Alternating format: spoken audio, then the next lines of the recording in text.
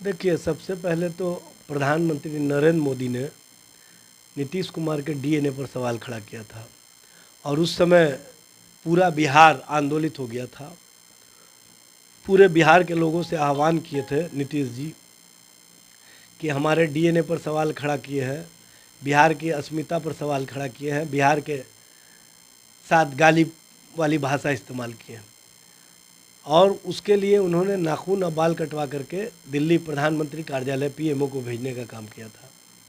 लेकिन उस डीएनए के रिपोर्ट पर अब तक कोई जांच के संबंध में सूचना नहीं आई है कि आखिर प्रधानमंत्री जी उस रिपोर्ट पर क्या किए।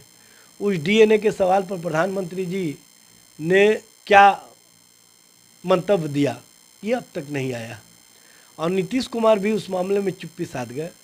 चूँकि दोनों में समझौता हो गया, दोनों सत्ता के लिए व्याकुलता में जो थे, दोनों एक दूसरे के साथ सत्ता के साझेदार बन गए और सत्ता के साझेदार बनते ही बिहार के संबंध में जो अस्मिता की बात किया करते थे, बिहार के गाली की जो बात किया करते थे, जो नीतीश कुमार अपने डीएनए पर सवाल खड़ा करने पर पूरे बिहार के लोगों को आंदोलित करने में आह्वान किए थे, वो उस बात को भूल गए। सत्ता और स्वार्थ में इस तरह से भूलने वाले लोग किस तरह की आज राजनीति कर रहे हैं, यह स्पष्ट रूप से दिखता है। प्रधानमंत्री नरेंद्र मोदी जी अब शब्दों की भाषा बोलने में महारत हासिल किए हुए हैं। उन्होंने कांग्रेस की विधवा, 75 करोड़ की गर्लफ्रेंड, उन्होंने हाइब्रिड बछड़ा राहुल गांधी जी को कहा था, उन्होंने जर्सी गाय कहा था श्रीमती सोनिया गांधी को, किन किन शब्दों से अलंकृत किया था और किस किस तरह की भाषा इस्तेमाल की थी, ये पूरे देश ने देखा था।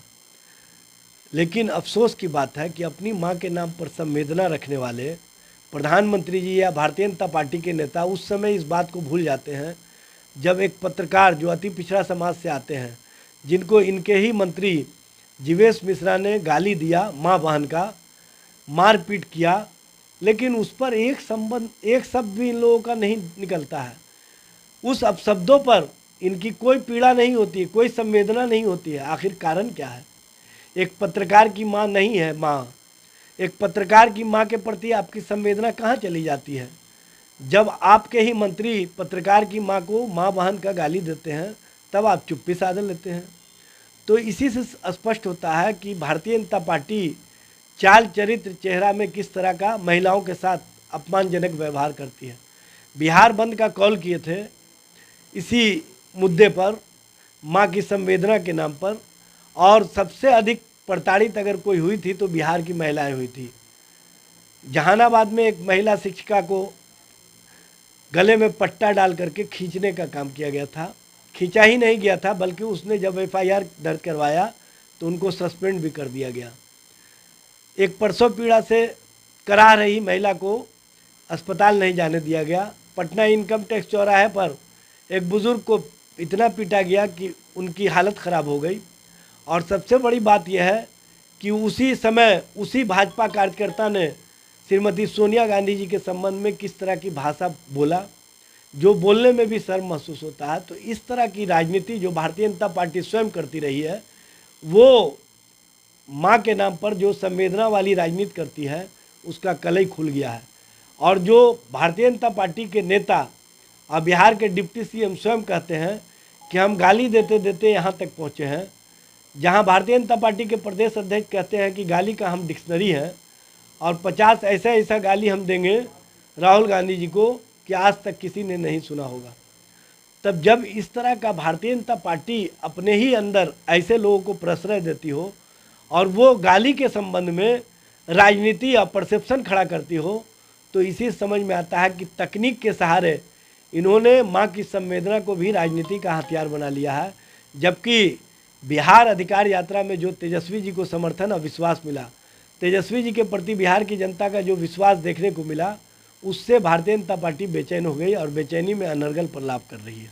एक और क्वेश्चन है कि जीएसटी जो अभी कम किया है, 11 साल में कम नहीं किया, लेकिन आज बिहार में चुनाव है तो आखिर क्यों कम किया? देखिए, जीएसटी कम करने का जितना प्रचार कर रहे हैं उसका लाभ बहुत कम है।